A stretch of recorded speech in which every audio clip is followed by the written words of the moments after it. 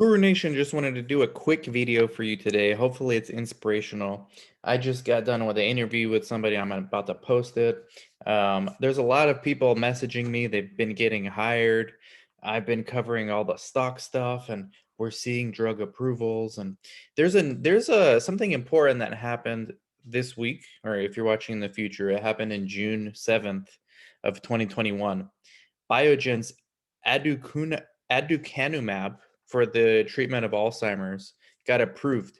Now, why is that important? I mean, first of all, Alzheimer's, like people have been trying this for decades without getting approval. But in my opinion, and in a few other people's opinions that I've been talking to, it signals a bit of a shift in FDA policy as far as approving drugs because the efficacy data for this study was not actually there. Like the way the data was interpreted, you can argue it was there, it showed efficacy, or you can also argue that it didn't. It all depends on how you present the data and how you structure the study because the FDA initially rejected this study.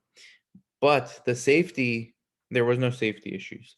So the FDA's approval on this particular drug, as well as what we just saw with COVID, with all the mRNA monoclonals getting approved by the FDA, it shows perhaps a new way of thinking for the FDA, in which case they say, hey, as long as it's safe and shows some signs of efficacy, we will approve it. Now, of course, this is not like a rule. This is nothing official. The FDA came out and said it's speculation on my part, as well as a few others, especially when it's for an unmet need.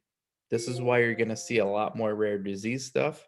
Why the stuff that I'm covering, like BioCryst Pharmaceuticals, Kintara Therapeutics, CamPharm, different organizations, different biotechs.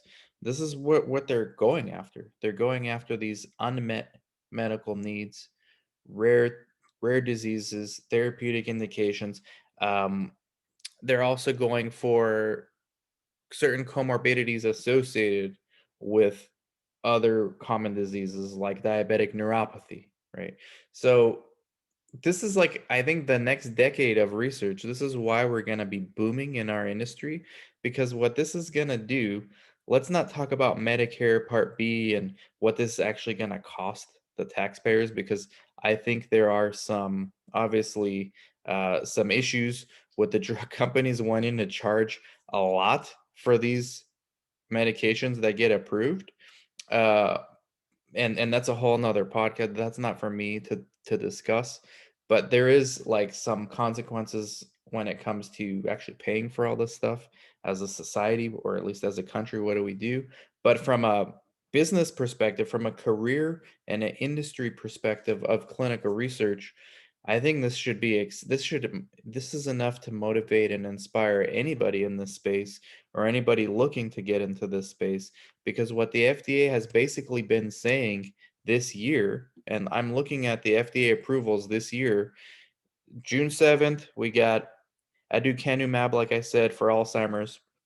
We had June 1st, Ibrex, drug name, Ibrexafungertab, adult females and pediatric females who have begun menstruating.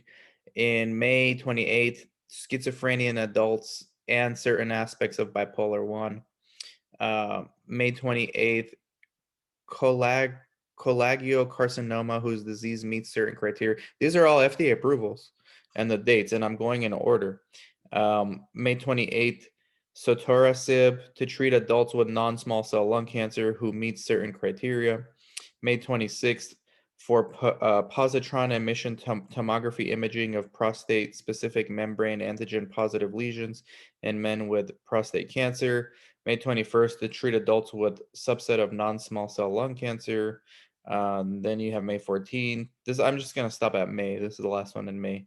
Adults with paroxysmal nocturnal hemoglobinuria. I mean, you can go. I'm gonna have this link underneath this video, so you can just go look and keep hitting refresh on the new months. But this is saying that the FDA is taking a kind of a new approach. They're saying, look, especially if it's for unmet need, as long as it's safe, the efficacy shows some type of efficacy. It doesn't have to be even well defined, as in this case of this Biogen one. Uh, they're gonna prove it, and that's gonna incentivize these drug companies, especially the biotechs, but the drug companies too, like the big ones, they could do licensing agreements with the small biotechs or acquire them. This is why all the stuff I'm doing, career mentoring, studies for sites, and the stock analysis, as well as diversity in clinical research, all these things are related. I mean, think about it.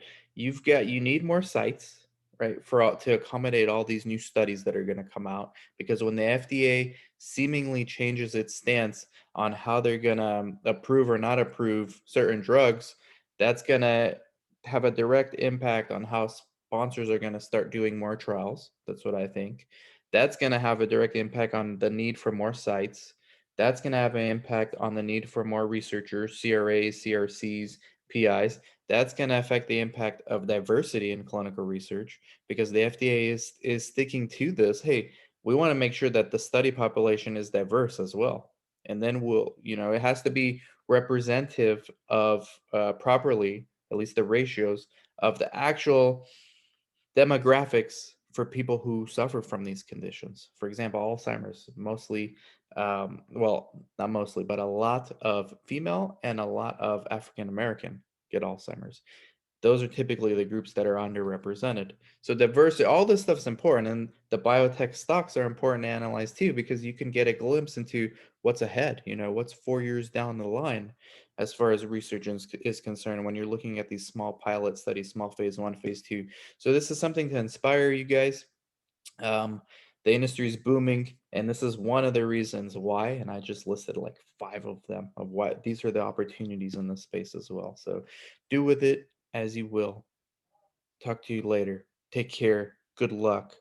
Glad to be in this industry. And if you're not, get in quick. Now is your time.